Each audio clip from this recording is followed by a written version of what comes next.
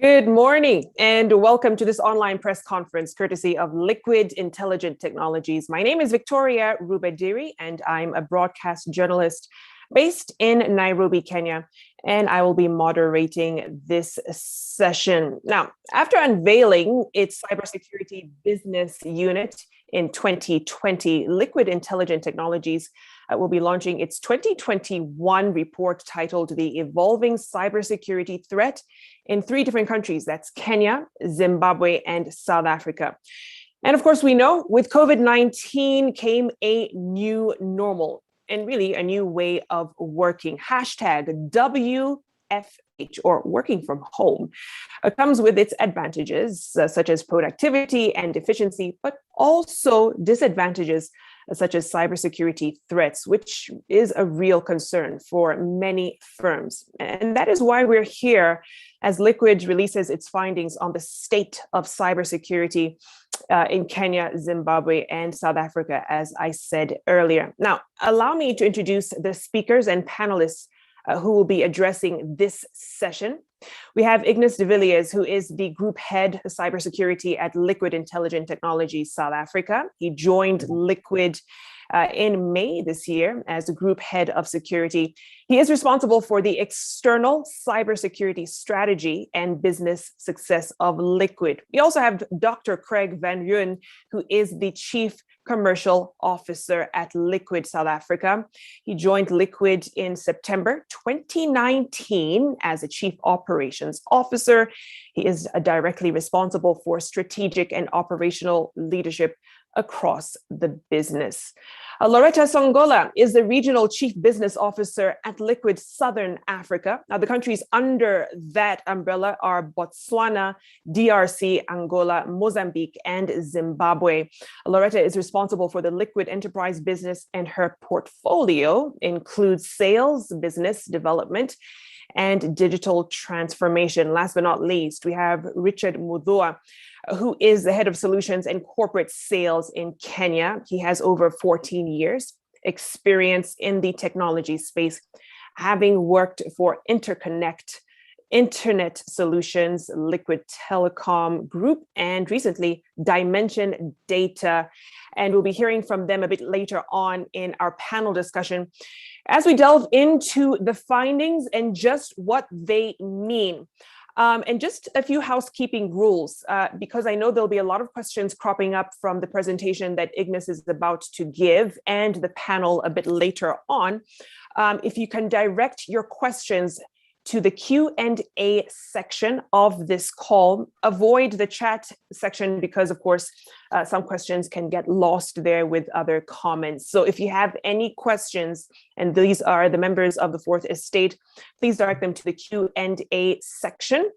And remember to let us know which organization you are representing and who you are fielding your question to, and hopefully we can get to them. And also, in the interest of time, we'll only be able to respond to questions that relate to the report and the launch specifically. Anything else you can direct to the Liquid team a bit later on. All right, now without further ado, allow me to introduce Ignace, who will take us through a brief presentation. Ignace, the floor is yours. Thanks, Victoria. Appreciate it. Good morning to everybody that's participating. Really looking forward to this session. Can I ask that we page to share the presentation on screen, please? Thank you. Okay, so we can page to the first page. Yeah, so my talk today will be about the evolving cybersecurity threat in Africa with Liquid Intelligent Technologies launching its research findings in that regard today. In our investigation or in our research, we obviously had discussions with IT and cybersecurity decision makers in South Africa, Kenya, and Zimbabwe. And the reason why we engaged with them was obviously to understand, get a better understanding of their threat landscape and also how they respond, to these threats, as well as the impact that it may have had on their businesses. In terms of the research findings, a notable increase in both the frequency and the sophistication of cyber security is clearly coming through.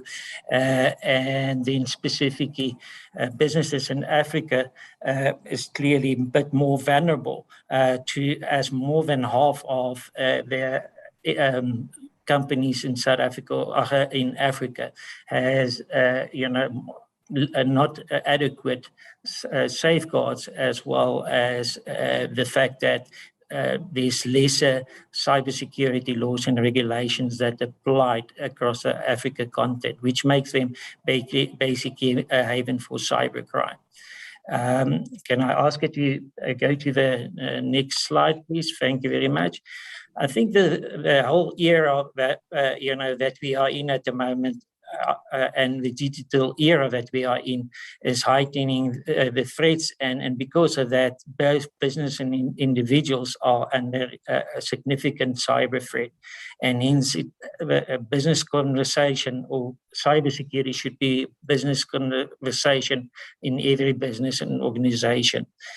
When I engage with organizations in South Africa, I certainly do come across most organizations that's indicating that, and especially if you engage at the board and exco level, there's a lot of entities that indicating to us that where in the past security was regarded as an add-on, it's now certainly regarded as one of the top risks within the organizations, and hence very much part of every conversation they're having. Can I ask that we go to the next page, please? Thank you. Yeah, so I'm going to focus first here on the findings for South Africa, starting with the business tendencies that we got from the result in South Africa. 96% of the South African businesses use cloud services, and 69% of the South African businesses indicated that they have people working from home. And then 79% of the businesses indicated that they had an increase in cybersecurity threats over the last period of time. Then a significant threat indicated, or the biggest threat indicated in South Africa, is that of email. They basically regard email to be their biggest threat. And that typically goes hand in hand with attacks like ransomware, malware attacks, and ransomware attacks. So certainly something that's common, that's highlighted by the South Africans. Then on top of mind side, certainly South African businesses indicated that security is very much, and cybersecurity is very much on top of their mind, and that they are increased their focus on cybersecurity and their spending. Then when it comes to specifically the 4 concerns that they've raised, they specifically indicated that data breaches are a significant concern. And I think that's sort of related to, the data privacy regulations that's sort of very much in play at the moment in South Africa, with POPIA, contributing to the discussion about privacy and data breaches and all of that. Then the other 3 concerns that was highlighted is email, which I've already mentioned in the above, and then also web attacks. Companies that have websites that are compromised, but also web attacks that occurs because users are actually utilizing websites, and they are accessing websites that have malicious content, and then they are impacted because of that. And then lastly, the other concern that was indicated is that they have a concern with the fact that information in the cloud seemed to be seem to be, the fact that they don't have visibility as to where the information is in the cloud seems to be a big concern as well. And that's likely especially if the necessary technologies are not in place to actually allow them to get visibility as to where the information is in the cloud. Then moving on to specific measures that they have in place, for working from home. And from that perspective, they've indicated that they all have advanced endpoint protection, which I think is a very good measure because of the fact that, they're now outside of the private network perimeter that they have at the offices, and that's a very good measure. Along with that, they clearly indicated that data backups is an important part of what they have in terms of protection measures or safeguard. Then we're all utilizing secure VPN. That I found a bit surprising in a certain sense because of the fact that, there are more recent technologies like secure access service edge devices that in services which enables, more, let's say, enhanced security features. Then also along with that, they indicated that the normal web content filtering and email content filtering along with security awareness are key to them within their businesses. Which then moving on to concerns specifically related to the cloud. And related to the cloud, one of the big concerns that was raised from their side was the fact that managing the users in the cloud. And I assume also there that managing not the users only in terms of their own private applications or their organizational applications, but managing users overall, utilizing cloud applications. And then also another concern specifically raised was data loss and recovery. And then the last item there is the South African businesses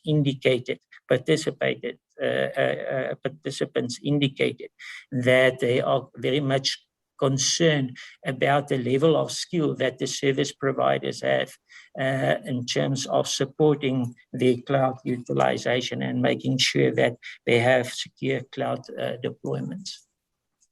Can I ask that we move to the next slide, please? Okay, I'm now focusing on Kenya. So again, the findings between Kenya and South Africa is very similar. Again, their business tendency, 95% of the businesses indicating that they're utilizing cloud services. 66% of Kenyan staff are working from home, which is a bit lower than in South Africa, but still a significant percentage. And then 78% of Kenyans indicated that they've seen an increase in cybersecurity attacks. The biggest threat from a Kenyan perspective to their businesses is data breaches, which is similar to South Africa, although in South Africa they had the email and attacks to be the biggest threat, whereas in Kenya it's data breaches. Then in Kenya, even higher percentage, 98% of those entities participated indicated that they've got an increased focus on cybersecurity. Then bringing us to the top 4 concerns around cybersecurity in Kenya. In Kenya, it starts off with data breach, which I've mentioned above as well. And then the next one is malware and ransomware. And I must say that I'm not, I don't find surprising. I really believe from my side, engaging with organizations in Africa and in South Africa, and that a lot of them have experienced a ransomware attack in the last couple of years, and certainly it stays one of the biggest threats, and which also brings into play the importance of the human factor and the fact that organizations must do, security awareness training for their staff, making sure that they are always, aware of the threat that that email has and that malicious attack via emails has on the organizations. Then, and that's sort of the ransomware and email is sort of very closely related, which is the next threat that they've indicated. And then they've also, similar to what the scenario is for South Africa, they've also indicated that another concern is web attacks. Web sites that's public facing that are breached and compromised. Moving down to the 5 measures that they've put in place to mitigate threats. They also have advanced endpoint protection, which is similar to South Africa, a good thing. Being outside of the secure perimeter of private networks, it is important that they have that in place. They also have data backup as a key priority, which I think is good. And then, in addition, they also refer specifically, apart from advanced endpoint protection, to EDR, which is endpoint detection and response, which is a very, very important aspect of security nowadays. It gives the ability to monitor attacks on endpoints, and very much evolving technology that's sort of relevant to defend against today's threats. Then they also referring to secure VPN to be in place, which obviously is very much needed when you work from home and you need to access your office network and being able to access that in a secure manner. Then they also indicated 2-factor authentication, which is really pleasing to see. 2-factor authentication and remote access. Nowadays, credentials are easily compromised or get hold of by attackers, and if you have 2-factor authentication, it does provide a significant or does provide a significant or additional protection in comparison to having only passwords. Moving on to the top 3 concerns around cloud for Kenya.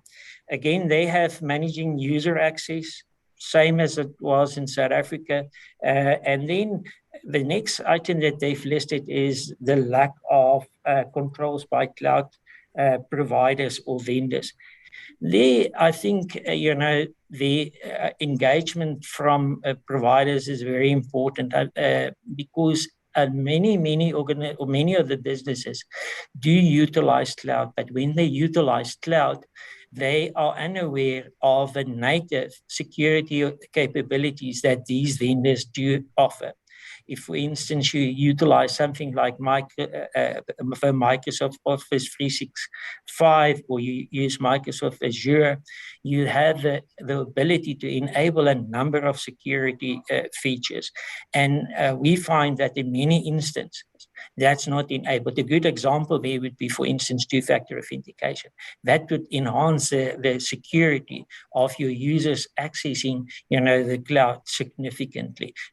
Just to share one example there.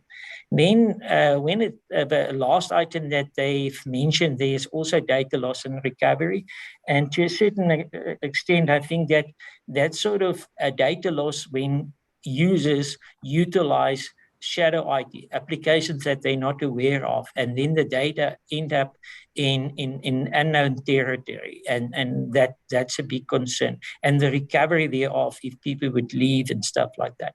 So certainly the last item on that. Can I ask that we move to the next slide, please? Okay, so then the key findings for Zimbabwe, 75% of them are utilizing cloud-based services. And then they've indicated that 82% of businesses have experienced an increase in cyber security attacks. Specifically in terms of that, their biggest threat in terms of Zimbabwe, the biggest threat is the fact that they have also indicated that email attacks is significant, and they're a biggest threat to them. Moving down to the top of mind, yeah, security is obviously also 93% of them indicated that security is a focus and that they've got an increased focus of cybersecurity, which is pleasing to see. Coming to the top 4 concerns around cybersecurity in Zimbabwe, they've indicated malware and ransomware to be the biggest threat. And I can certainly align with that. I do think that, as indicated earlier, that that's certainly a significant threat to many companies in Africa specifically, but also worldwide. Then they've also listed email as a threat. Email as a threat, and then surprisingly, they've also indicated social engineering to be a significant threat, and it's certainly something that is very prominent out there, although not as much listed as some of the other threats that I've mentioned to you. Coming to the last item that they've listed in terms of a concern is data breaches, which is similar to what the scenario is for Kenya and South Africa. Data privacy and being able to to defend yourself against data breaches is probably one of the two key aspects. That and identities, being able to make sure that identities are not compromised and making sure that your data are not compromised or leaking or disclosed are very, very important aspects of cybersecurity and should be one of the concerns. Excuse me.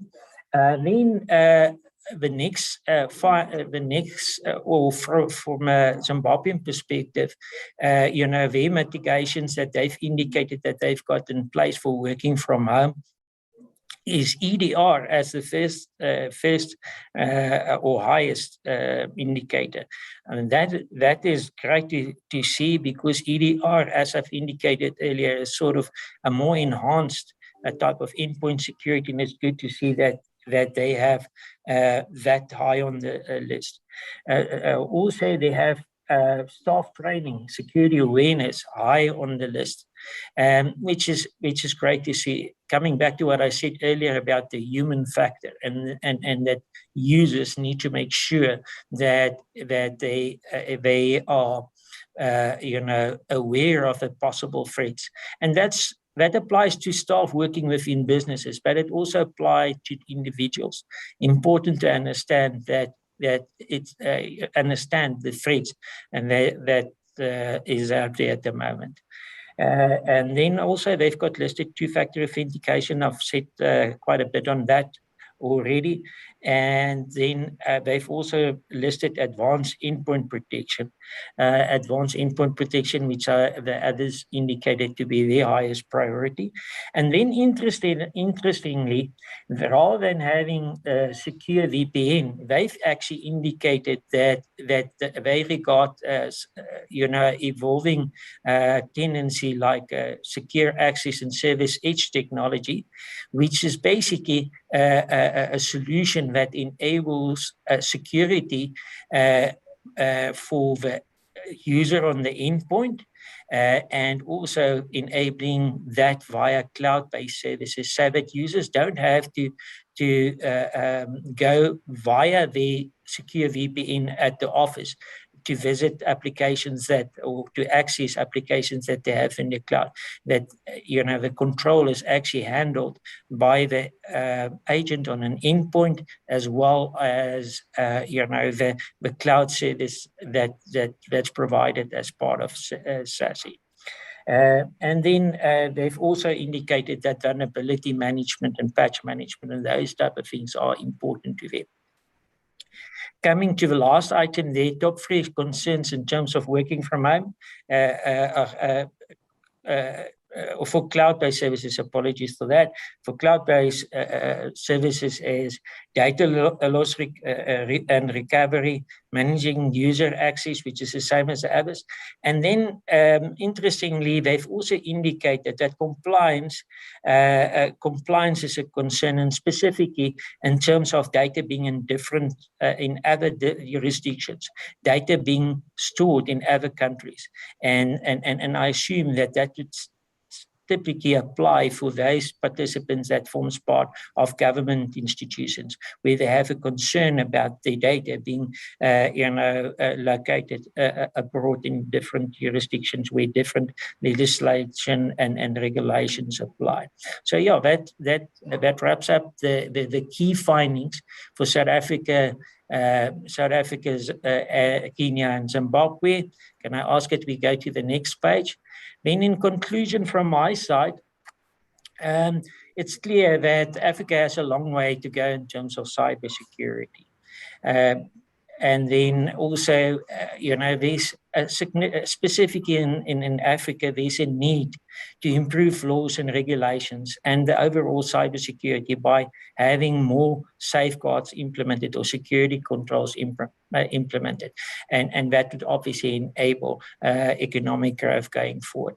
Some of the key findings which I've shared with you already that comes to mind when looking at the overall result is certainly malware and ransomware, web application attacks, email and phishing, identity theft, which I specifically speak to when I was talking about the two-factor authentication, data breaches, specifically mentioned the fact that PAPIA and those highlighted the importance of data privacy and all of that. And then, interestingly, another key threat that was listed in the overall result was a denial of service attacks. That was also listed. So from my perspective, I think what's important for all businesses is that cybersecurity should be part of their business conversations. It should be high on the list when they talk about risk and when they talk about compliance. And then lastly, what is it that organizations should do? In the report, we go into a lot more detail as to the importance of having a cybersecurity framework. And it's also very, very important and critical that organizations don't think by only deploying technology and technical security controls, they will have security. It's important also to establish an information security management system where they continuously measure the effectiveness of their controls, and over and above measuring the effectiveness of their controls, that they are basically continuously improving it, monitoring it, improving that, and giving assurance to the stakeholders that it's all under control. And in support of that ISMS, there's also always a need for a cyber security resilience control framework, which basically is the enabler. All these controls and mitigation measures that I've mentioned earlier are very much what's needed. And it may be technical or it may be non-technical, but they are all needed to actually progress and improve the overall cybersecurity of organizations. Thank you very much. That's it from my side. Fantastic. Thank you so much, Ignas, for that in-depth presentation. And I'm seeing quite a few chats from the journalists who are tuning in. David saying an eye-opening report, absolutely. And a quick reminder, can you please send your questions to the Q&A function? If they're in the chat section, we will miss them. So kindly put your questions in the Q&A feature of this call. And again, whoever you are addressing after the panel discussion, please put the name of the panelists so we know who to direct your question to. I can already see a few of them in the Q&A feature. But once again, kindly move all your questions over from the chat to the Q&A feature. This just makes it easier for us to sift through and get them over to our panel. Speaking of which, let's segue right into that. Ignace, let me begin with you. In terms of, and it's a very simple question, but why Liquid felt this was the time to commission such research? Basically, COVID-19 acted as a catalyst that pushed businesses to digitally transform themselves overnight. While the digital transformation has brought many new opportunities, there's, as we've seen from the result, a significant increase in cyber attacks. And the threat landscape has changed significantly. And the intention of the project was to investigate the evolving nature of cybersecurity threat in Africa and the way in which businesses are responding to it, and also what the impact of these threats are on their businesses. And as indicated earlier, we've conducted this in South Africa, Kenya, and Zimbabwe, and we've involved participants from the IT and cybersecurity environment, or decision makers from those areas, and we had participants from diverse as manufacturing, wholesale, retail, mining, financial industries. So that's sort of why we've conducted it as Liquid Telecom. Craig, let me bring you in here and let's get country specific, if you will. Liquid talked about some of the cybercrime threats when it came to South Africa, and that was mainly in the area of emails, ransomware, malware. But are your customers locally giving similar feedback in terms of what came out in the report? Yeah, thanks, Victoria. Yes, definitely. So, different customers are giving us different statistics across various segments. And just to give an overview, about 640% increase as a percentage is the number that's being flouted by customers at the moment. And most of them are actually due to phishing.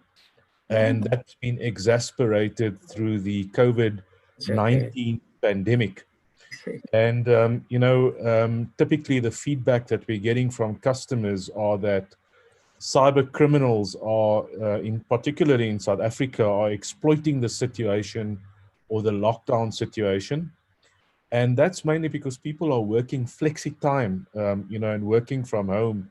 And they've given us feedback that hackers are taking advantage of the attack surfaces that's being presented to them during this time. And also people's vulnerability of working from home. I mean, people are in their own lives being impacted through relations of theirs being impacted through the pandemic. And that offers them up to phishing opportunities, particularly in the front line. And a lot of these breaches from our customers are coming from the front line. And although they are moving rapidly to put policies in place, they started a bit late with them. And the cyber criminals have taken advantage of those. The other statistic that's coming through strongly, which resonates with what Ignace has spoken about, is our ransomware and malware attacks. And those are very specific to segments. And in particular, we find that there's a significant increase in the healthcare sector. And that's because, when it comes to ransomware or malware, there's got to be something that they would want to hold a company ransom to. And it's often healthcare records, which is important. So we see a significant increase in cyber attacks within healthcare. The other impact that we're having within healthcare as well is that there are now so many entry points into the healthcare environments, medical devices, printers, IoT devices, 5G devices in some cases, all having an impact. And I would say the main industries that's being impacted at the moment from a customer perspective is education, mining, transport, energy, and of course government with their aging IT systems that they have at the moment. And the other thing that's coming through from our customers is the fact that a lot of them in these industries have demand supply chains which are backward integrated or vertically integrated to vendors and suppliers. And often those vendors and suppliers are not included in the security plans of that customer in that specific industry. And you often find that they're digitally connected to these vendors, either via API or robotic type digital systems, which then becomes a vulnerable point where customers are seeing significant increase in attacks going forward. So some of the solutions where we've seen some of the statistics that have come down is really when we start reviewing, the OTrust architecture with customers, where you start implementing good cyber security mature models and certifications, and also implement frameworks with the right security controls that encompasses everything connected to that company to build a unified security standard model, which is all inclusive. So yeah, that's just the view from the industry at the moment. And I thought I'll just give that feedback that we are getting from our customers. Certainly. Thanks, Greg. Richard, from the report, it showed that in Kenya, 66% of the companies that participated in the report had staff working from home. How much of this is a factor when it comes to some of the cybersecurity threats that are cropping up in Kenya? Thanks, Victoria. So what we are observing, yes, we have a huge number of people working from home. And to follow that is that cybersecurity basically does not respect any kind of borders delimitation. So what this means is that as more people go working from home, then control is becoming more difficult. And we are finding that organizations are struggling to control how people are working from home, how they are really using the devices that are either provided by the business, by the companies, or their own personal devices to connect to the enterprise kind of platforms to work. And what is happening also is that this is more exposure, but companies are finding themselves being more exposed. The attack landscape is becoming wider and wider when you have people working from home, connecting through different networks, through different devices. And to follow that also, there is absolute need for businesses, for organizations to really make their staff members aware. There is absolute need for training. There's absolute need to make sure that any individuals who have been allowed to work from home or are basically allowed to carry their work devices into their homes, number one, are aware of the risks that lie there, because simple things like just connecting to any Wi-Fi that you find might expose your business data, and leading to things like data breach, leading to things like data loss, which might eventually morph into even litigation based on the fact that right now we have laws that control such. So we are also seeing a big shift when it comes to technology, because as people work from home, businesses have to change their technology landscape to accommodate people connecting from different places, and majorly not really only their homes. It's about people working from anywhere. So there is a rush for organizations to invest in technologies that can securely allow their users to connect back to their enterprise organizations.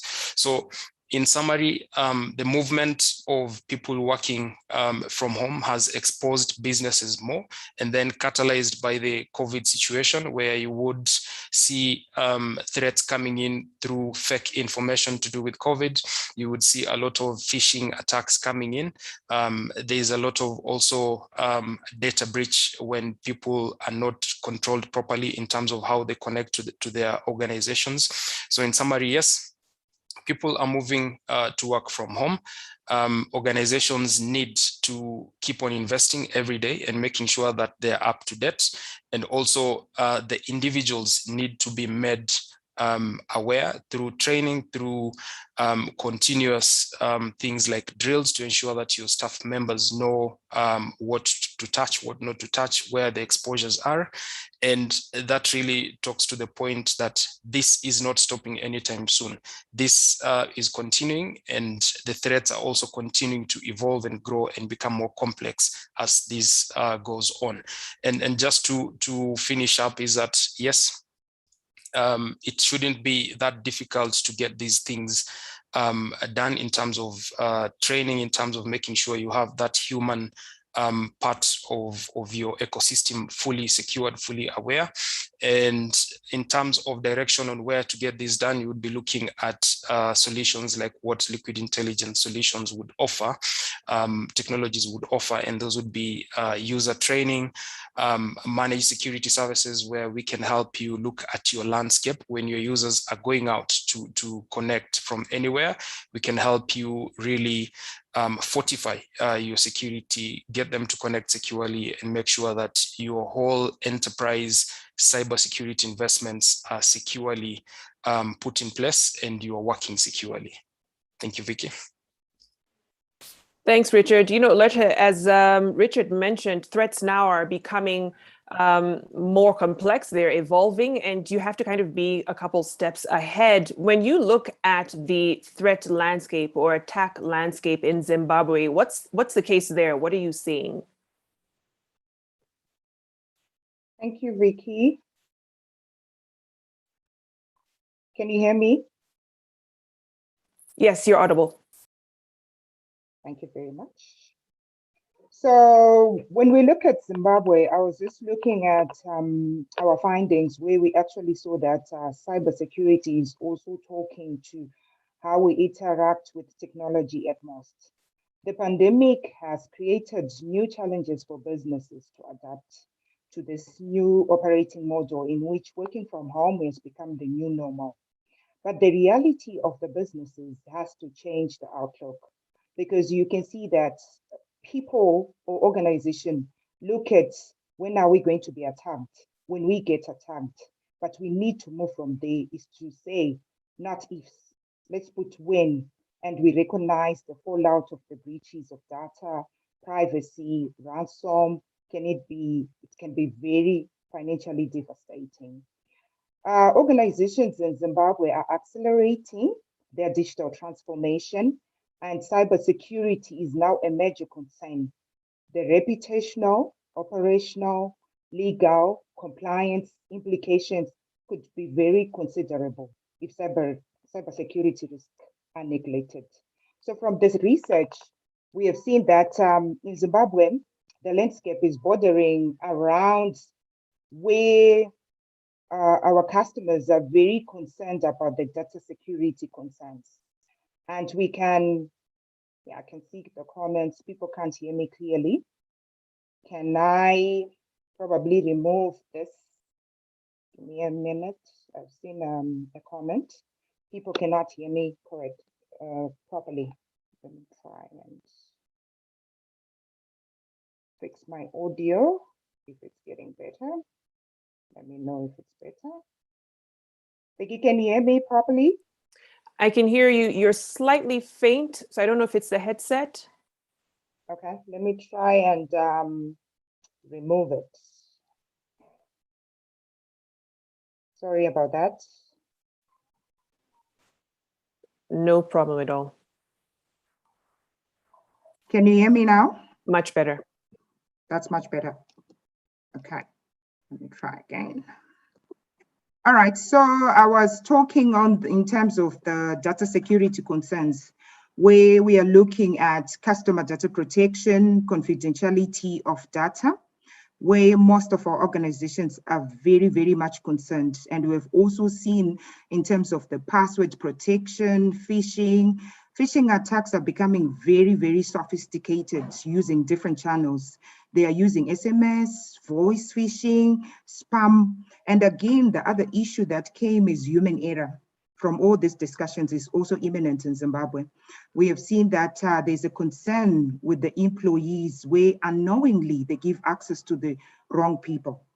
And we have seen also the issue of concerns around hacktivists, which is their aim is to put organization into disrepute. But here we are as Liquid Telecom, where we are positioning ourselves that we are here to assist in terms of where we actually look on how we can manage the human error, where we can see that most organizations, should they have a custodian or IT specialist within their organizations who can incorporate applications where they can incorporate timeouts for key information systems, enforcing segregation of duties, automated controls. All of this is digital empathy is all about. But despite the rise of technology need, it is also noticeable that many organizations still do not provide cyber safe remote working environment. It's still work in progress, and we still need to keep on pushing and making sure that we move forward, especially in that area.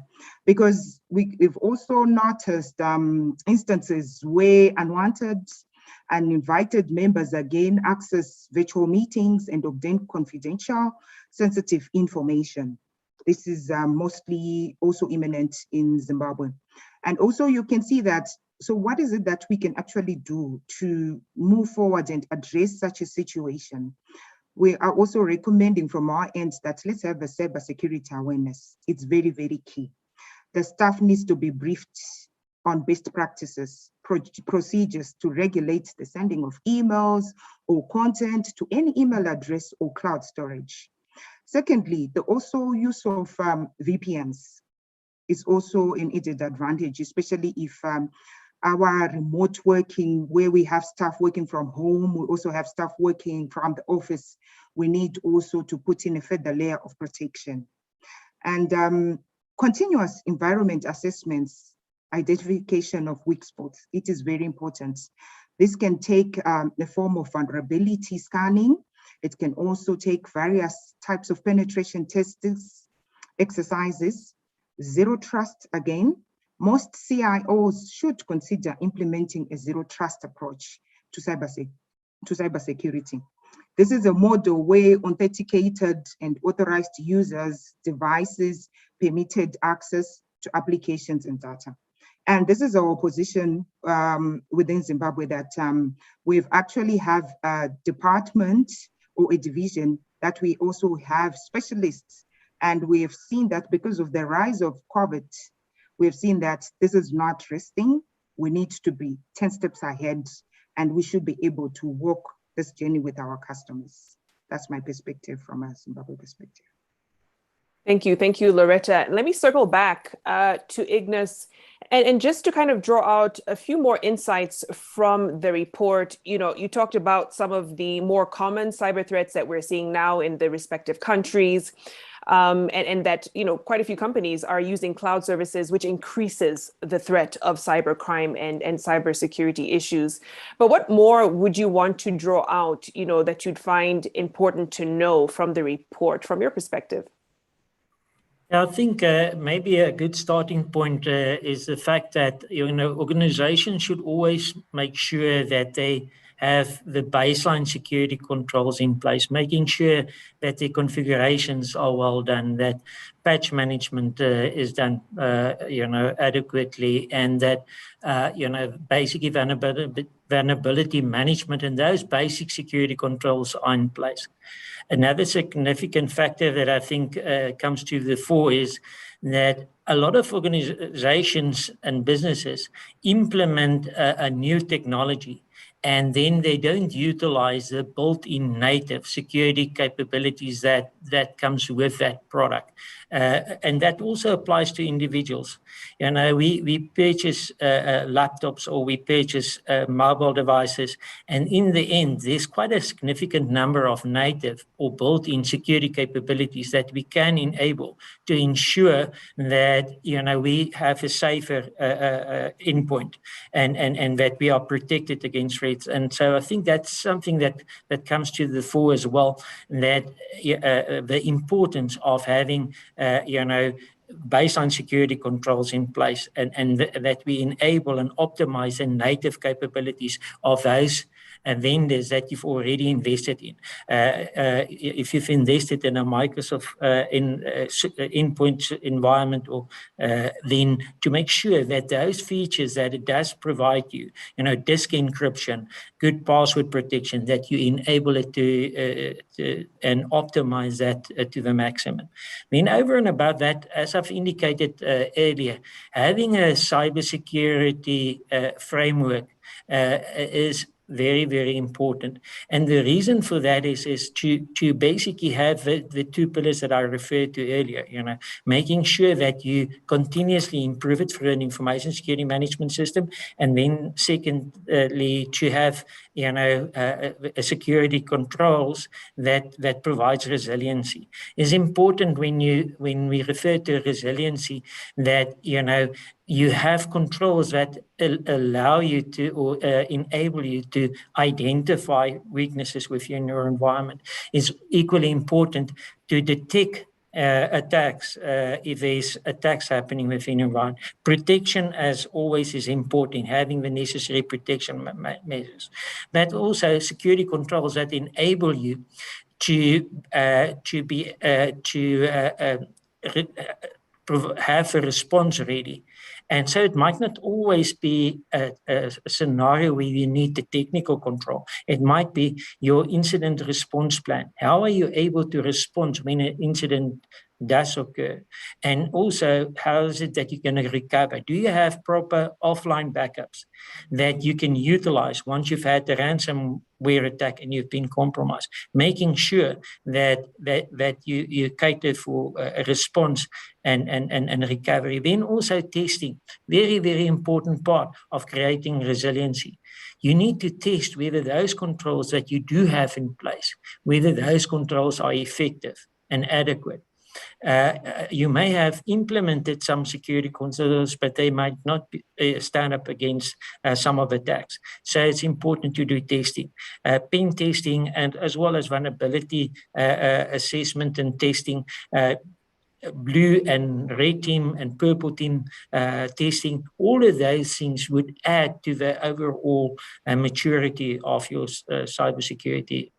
Then, very important also to make sure that you have situational awareness in place.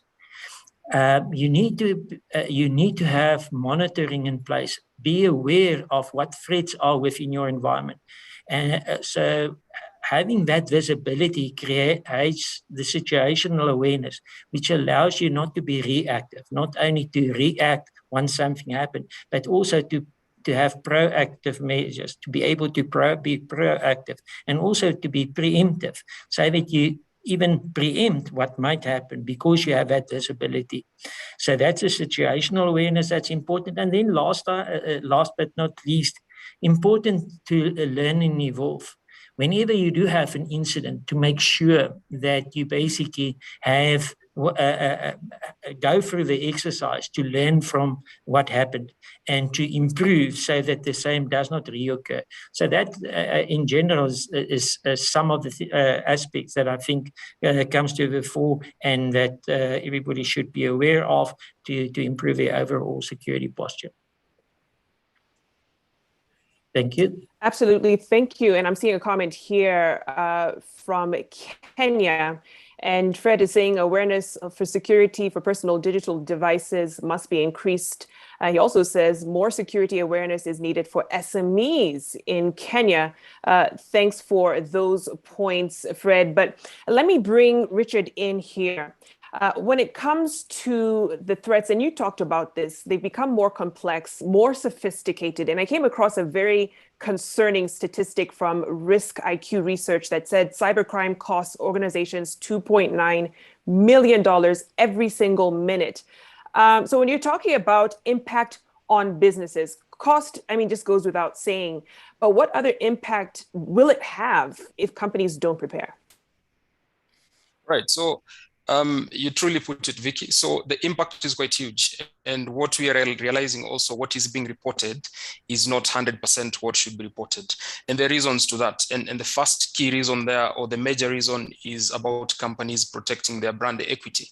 So if you take, for example, financial institutions, health organizations, and all those other entities, if a company comes out and puts those numbers out there and everybody is aware, number one, you will start basically losing your brand equity value, in that if you're a bank, you will start losing clients immediately. People will start looking at you as not a place that their resources or their monies or their finances are secure. So brand equity is one of the biggest losses that organizations face. The other one that goes without saying, and you mentioned, is financial financial losses, and this has multiple sides to it. There is a direct financial losses where, for example, because of the advancement of these attacks, you will find people impersonating very senior individuals in organizations, and maybe also through this being able to log on to corporate systems, being able to send communication to maybe the CFOs, decision makers.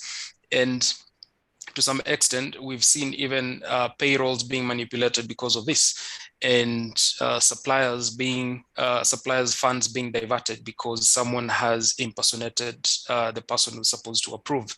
There has been some incidents of, for example, last month or 2 months ago, in South Africa, some goods were cleared from the port because someone managed to get into the system and clear things that have not been paid for, clear things that needed to have been paid for. And that causes loss of revenue to the South African Revenue Authority, for example.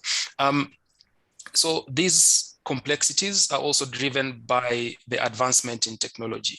So as organizations run towards digitizations, towards automation, towards making sure that they have systems that can improve efficiency for them, so are the hackers, so are the bad guys also improving their technologies. So if today an organization goes ahead and builds a cloud solution or takes their systems to the cloud and secures them in one way or another, then the people who would be looking at breaching these systems would definitely follow that path. They will get these technologies, they will even procure these technologies to be able to really attack properly and maximize on these opportunities.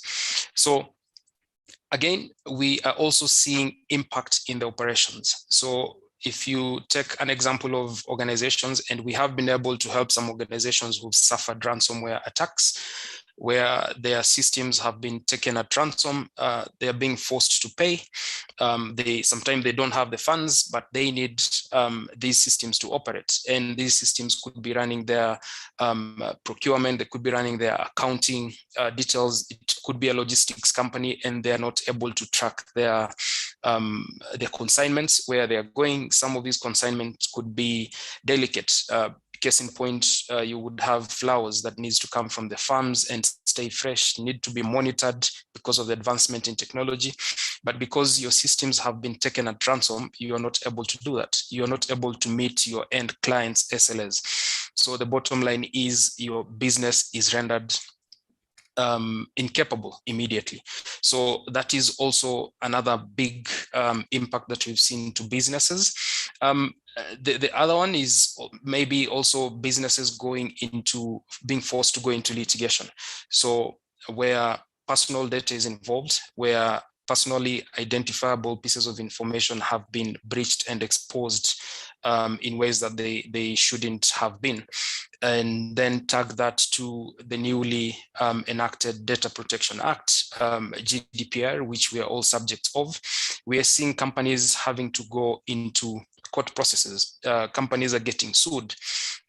Just this year, we've seen a couple of companies having to pay the 5 million shillings, which is Kenyan fine if you're found culpable as an organization of using personally identifiable data in a way that it shouldn't.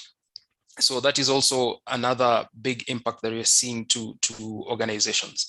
And it also goes without saying, the moment you have lost your brand equity or the value of your brand has gone down, it logically follows to losses. So once you lose business, then you will basically get losses. And we're saying those are the key things that we are seeing are affecting businesses today because of these advanced threats. And some others that could come in are things like losing the opportunities to scale, losing the opportunities to become better. If, for example, organizations are serving clients, or you have a pipeline of clients that you need to serve, you're not able to deliver these services because your operations have been rendered incapable, then it means you have lost this pipeline of clients, you have lost these opportunities. So business opportunities are being lost because of these attacks. And again, the bigger problem is that we are not, as the corporate citizenry, we are not able to move away from these attacks because we have to stay in technology. We must invest in technology. We must move towards technology. And that drives the point that as we move towards technology, we must remember that security is constant. We must secure our systems by design, before design. As we think, we must look for people who have the knowledge, experience to be able to walk that journey of securing your systems, securing your people. And again, I will go back to the subject of people. It is very important because all the things I have mentioned, or we have mentioned here, have to do with people. You might invest in the best systems. You might invest in the best security systems ever. But if your users are not aware, if your users are not skilled well to utilize the value of these systems, then you will not really be protected.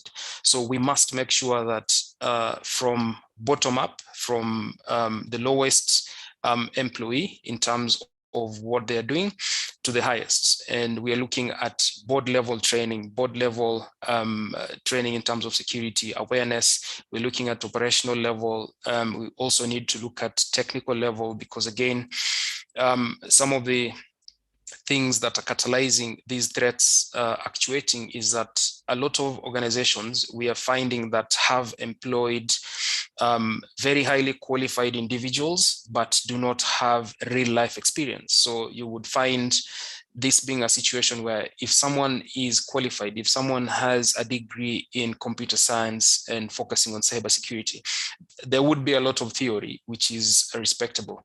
But when you come to the field on what's happening, you would find that these people who are highly advanced, they will reverse engineer software, they will reverse engineer what you have learned in theory, and you will be in a situation where your theory will not help you. So organizations also need to look at continually skilling their employees who are in charge of security.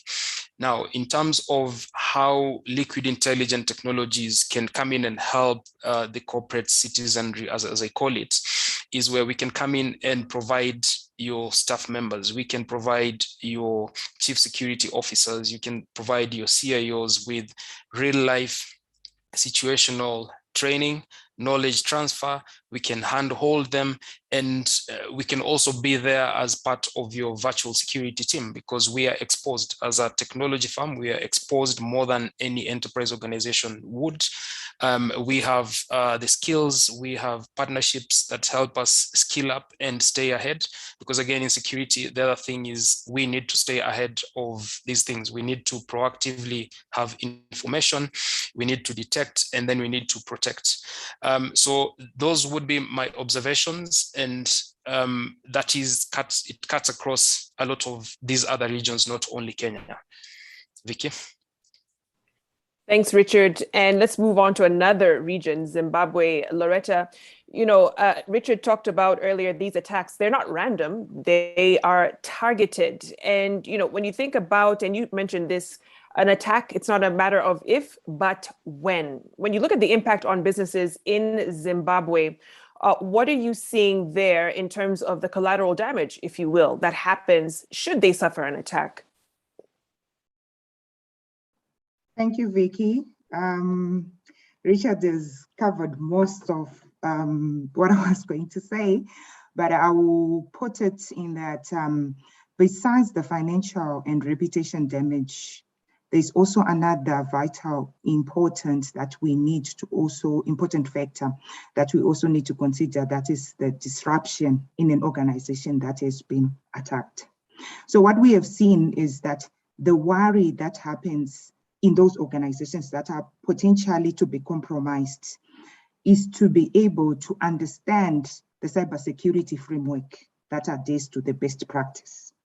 So having been attacked, your brand is being put in disrepute. I'll give you an example where one of our education, I will not mention the name, one of the students hacked into the database and changed the results.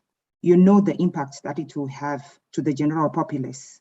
It means that people refrain getting their children into that university.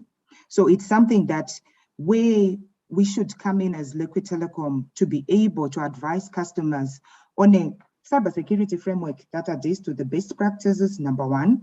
It's not even about technology only, it is also to look at non-technical aspects as well.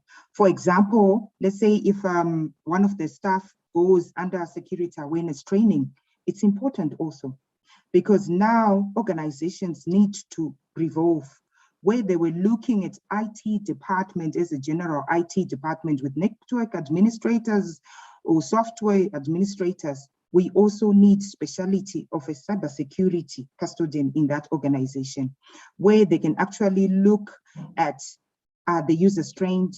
Can we communicate with our users? Can we train them? Are they able to have a proper cybersecurity incident response process and supporting all the playbooks to deal with the scenarios if the incident occurs? I think that is what is important from a Zimbabwean perspective.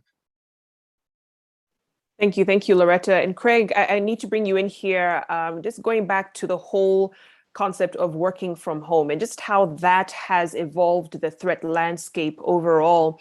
I remember hearing a very interesting quote when it comes to cybersecurity, that people are both the strongest defense and the weakest link when it comes to cybersecurity, right? And because this new normal will just be with us for an extended amount of time, where does Liquid Security come in to respond to that in terms of keeping yourself safe while working from home?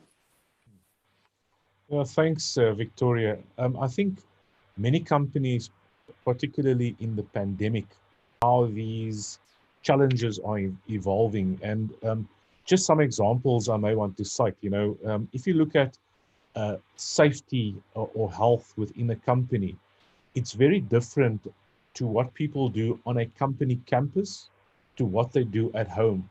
So when you go home, you almost become more relaxed in what you do because you don't see the two environments as the same. The one is work and the one is home, right? So what is happening in when it comes to cybersecurity is that these two worlds are now starting to merge. So your home is becoming your workplace, and also it's an area that's not as policed as it would have been on a campus. So it becomes a very sophisticated environment to manage, particularly work from home, and how you start managing it going into the future. And I think as Liquid Telecom, this is something that you consider quite a lot. I think both Richard and Loretta spoke about it. A lot of this is behavioral driven. And a simple example would be, if you're sitting at home, you often work on one device, and on that one device, you may have access to Gmail, whilst conducting a Teams or Zoom call like the one that we're having at the moment. and you may just want to address a mail. And at that time, there could be some sort of phishing mail that pops up with Gmail that asks you or notifies you about a variant of COVID-19 in your area. And subconsciously, you may click onto it because it obviously impacts your family and there are concerns around your safety in your general population around where you live. And right there, the infringement starts. And I think, one needs to be aware that there is a socio-economic aspect to working from home. People's behavior changes quite a lot. And how you implement a zero touch or zero trust or out-trust type of architecture in the environment now becomes even more sophisticated. So when you start developing solutions for working from home into the future, you have to go through the same policing and methodological approaches that you would have implemented in the workplace or work campus. And we need to be very specific around the mechanisms that you employ to perform secure network vulnerability assessments, particularly within the work environment. So how we do the internal and external vulnerability scans becomes very sophisticated, and it's centered around the person working from home and their situation at home. And in that, we develop architecture and network security policies that's also fit for working from home. And I cited the example of using a Gmail while you're busy with a work email as an example. And that requires specific training and methods to prevent, as an example, a ransomware attack coming through a conduit from your home. And we delve very deep into, ATP, advanced persistent threats, particularly suited for the home environment. So going into the future, these kind of frameworks is going to stay with us. And for us as individuals working from home, it will become incumbent on us adopting these security frameworks and unified security standards into our workplace. Another simple example is you may have physical security at the workplace and you don't have physical security at your home. And Richard was talking about the sophistication of the cyber criminals. And that's an aspect that becomes vulnerable, your home, your own home. And therefore, to combat that, the work from home architecture, frameworks, standards also become sophisticated, and how we implement it going into the future is key to ensure that at least you mitigate it into the short and medium term. Thanks, Victoria.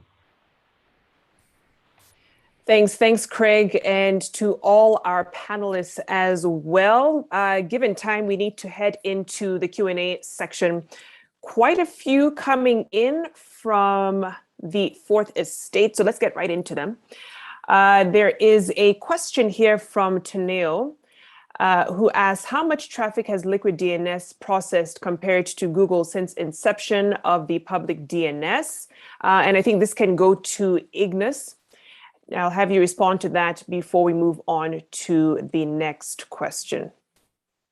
Hi, Victoria. So unfortunately, I wouldn't be able to respond to that as that's not the area that I'm focusing on from my side. So specifically, I wouldn't be able to, but we can always revert afterwards and coming back to the request and give him an answer on that. Certainly, we'll move that over to outside of the forum. Sibale saying, how many company executives were interviewed in total for this particular research, and what was the methodology? Ignas, that can go to you. Yeah, and the report does give the specific figures for the, who was involved and how many people were involved for the different countries. I don't have a report in front of me now to sort of give the specifics around that, but the report does do list that and provide that. In terms of a methodology utilized, so basically what we did is we engaged with the participants and provided them with questionnaires, and also we listed some possible answers to that. And that happened through, through basic engagements with those entities that was emailed to them and them responding to that. But there was also conversations that was held specifically in Zimbabwe. So that's sort of more or less how we went about it. And obviously, once we've engaged with them, we then worked through the results to create the report. Thank you, Ignas. Another one here from Michael asking why Liquid focused on these 3 countries, Kenya, South Africa, Zimbabwe, for the survey. What was unique in terms of cybersecurity threats and trends in these 3 countries that made them the best choice for the survey? Also, are the findings for the 3 countries significantly different from other regions and countries in the continent in terms of cybersecurity threats and trends that you are seeing in Africa?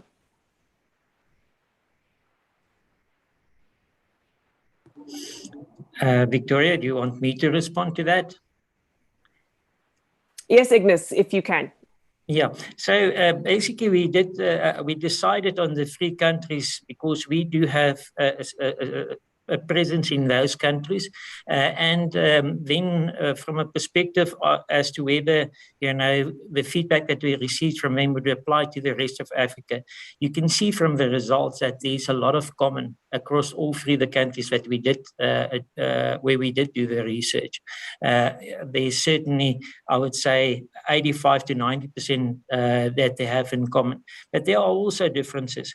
As an example, work from home is quite a significant lower in Zimbabwe in comparison to what it is in Kenya and South Africa. Then also certain things happening in a local environment does affect what people regard to be important. And as an example, there again would be, with a requirement for South African companies to comply with POPIA, there's a significant focus on data privacy. And hence, when we send out when we did the research, a significant amount of participants in South Africa, mentioned data breaches to be important to them. So, so certainly there would be differences in all the different countries in terms of what they regard to be most important, but there's also a lot in common.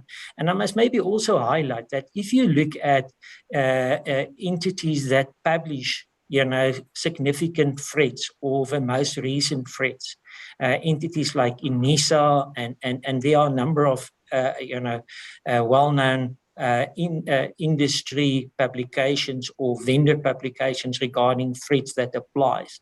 You would see that some of the feedback that we received from by doing the investigation and research in these countries are very much correlating to that. There's a few that might be different. Specifically, social engineering was one that was listed in Zimbabwe, which is not as common as some of the others that I've mentioned. That sort of gives you an idea. Fantastic. Thank you, Ignas. This one from Bongani, even though you refer to Craig, I think Loretta is in a better position to respond, but to ask if there are any ransomware attacks in Zimbabwe, and if there are, which institutions have been attacked, or what percentage of the participants said they were attacked. Loretta, that one goes to you. All right. From a ransomware perspective, I wouldn't give a figure or percentage, but we have had a case of one institution that we know has been hacked, but I will not be able to disclose the name of the institution for customer data privacy, as we are actually talking about it here. But in terms of percentage, I do not have a percentage to that, but we have had a case. Great. Yes, Ignas, you wanted to respond? Yes, go ahead. Yeah, maybe Thank Victoria, if I can come in there as well. One of the findings was certainly that one of the highest threats that was indicated by the participants in Zimbabwe was in fact that malware and ransomware is one of the biggest threats within the environment. And I assume that based on that certainly that there will probably a number of organizations that's been infected by that.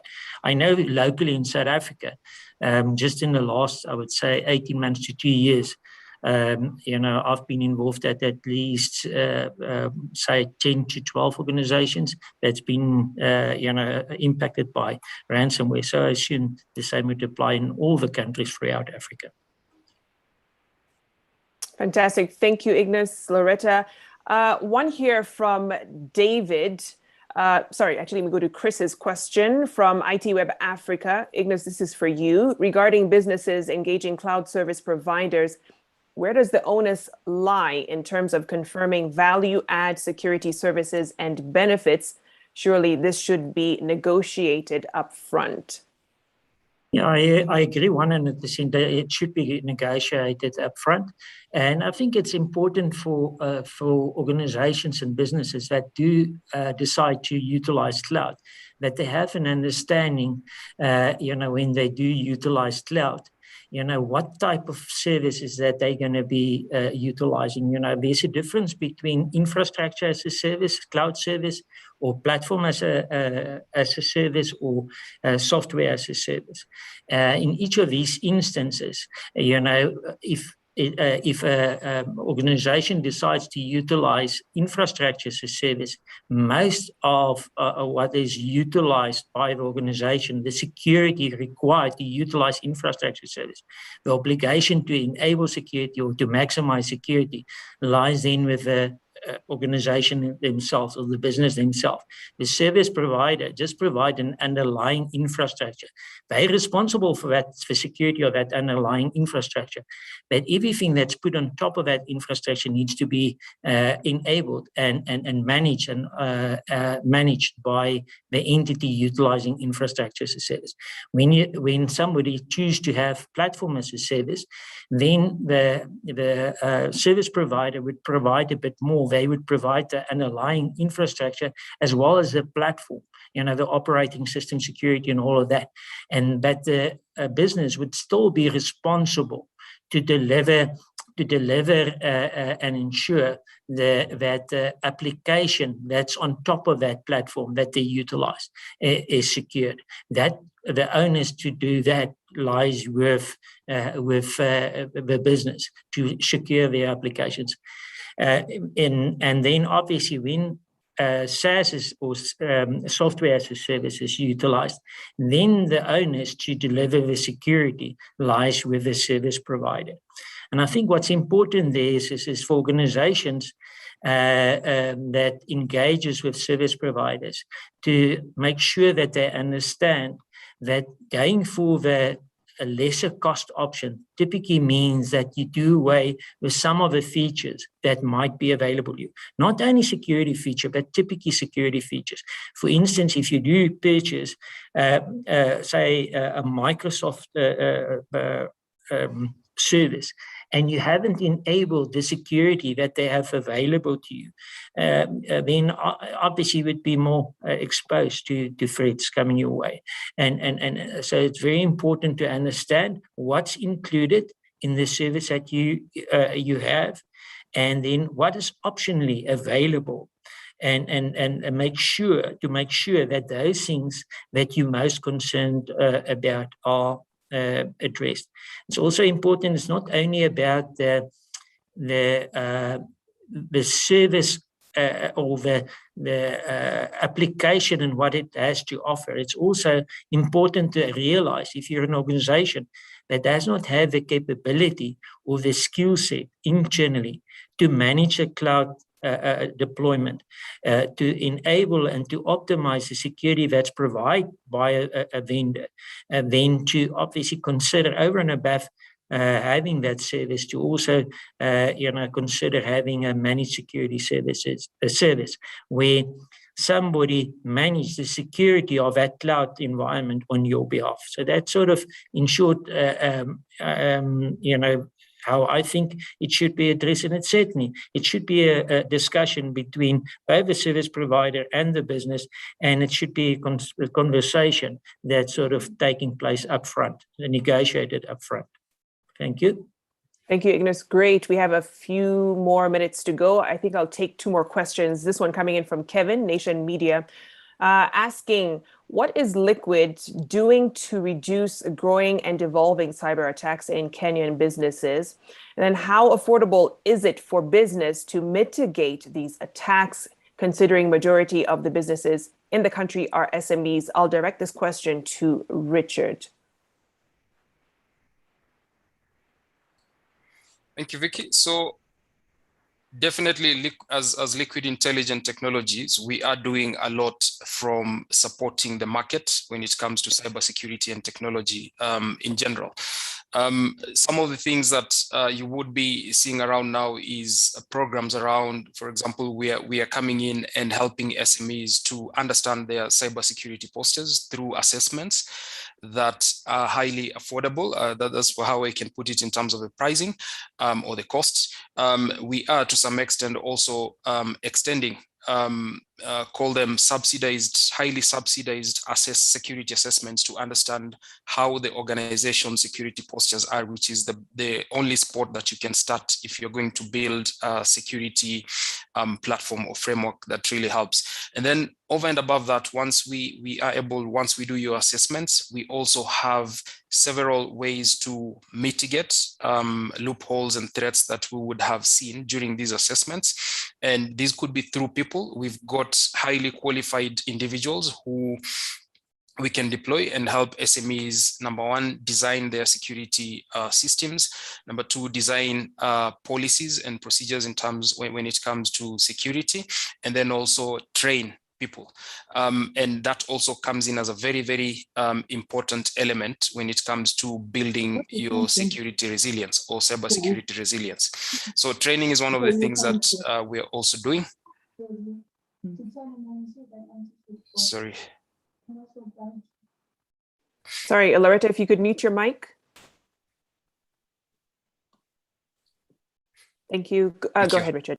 Yes, so that training does not only go to the companies in terms of individual organizations, we are looking at the market in general. So if you take this session, for example, it is one of the many sessions that you will be seeing being carried out from Kenya, from across the 13 or 14 countries that Liquid Intelligent Technologies operates in.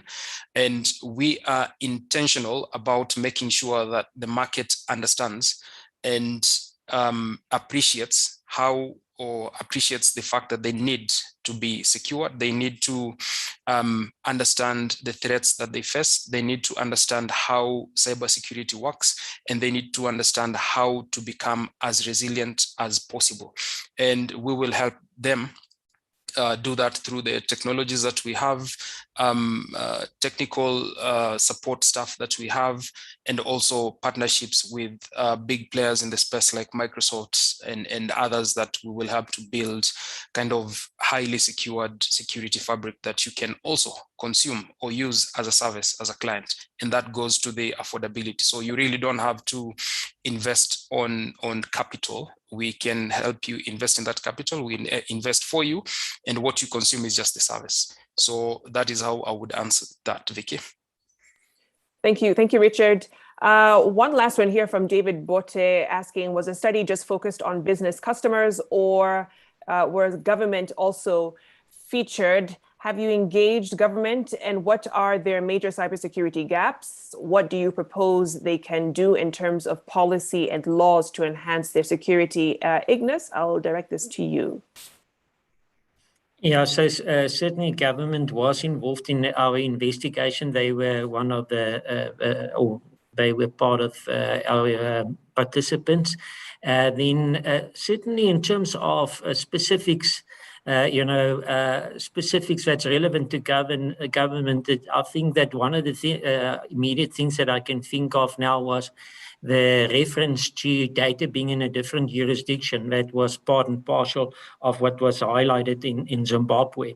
Typically, you would get that governments are very concerned about their data lining up in another jurisdiction where they don't have any jurisdiction over that data. So that's one of the concerns that I can remember immediately now, or think of immediately now, that's sort of relevant to government organizations. And then obviously in response to that, important to understand that if there's a need or if a policy exists to indicate or to govern that your data must not be out of country, then important to consider that when you do adopt cloud and consider private cloud options rather than public cloud options. Apart from that, also maybe data can be protected in various ways. And I think one of the key things to understand there is, or to have there, is to make sure that you know what data is important to you, to discover where that important data is, on-site and in the cloud, and then also then to protect it appropriately. Now, something like digital rights management would enable you, for instance, to have data anywhere, it can reside anywhere. And the only way that you would be able to access it, if you have the necessary keys or the necessary identity, or if you've been a recipient of that, or you're the owner of that. And that enables you then to control data regardless where it flows. It's easy to dictate where data is stored, like in data centers in South Africa or Kenya or wherever only. But something like email makes it a lot more difficult, where data, you don't really know where that's going to end up. So having a protection mechanism which is combined with data encryption would typically assist in protecting that type of concern. That answers the question. Yes, thank you, Ignas. And I do understand Loretta is also responding to another query in the Q&A function. But in the interest of time, we have to bring this session to a close. Thank you once again to my esteemed panel, Ignas, Craig, Loretta, and Richard, for your insights, and also taking the time out to respond to a few of the questions from members of the Fourth Estate. Also, a quick reminder that you will receive an email with a press release and the report as well for you to delve a bit deeper into. If you have any other questions, please refer to Tracy, Sandra, Dawit, Beatrice, or Cheryl and email them. They should be putting their contacts in the chat section for you to reach out if you have any other questions for the Liquid team to respond to after this. Thank you so much for keeping us company up until this point. It's been an absolute pleasure being your host and moderator for this online press conference. My name is Victoria Rubadiri. Have a lovely afternoon, evening, or morning, depending on where in the world you're joining us from. And let's do this again sometime later. Bye for now. Thank you. Thank you, Victoria. Thanks, Vicky. Thanks all.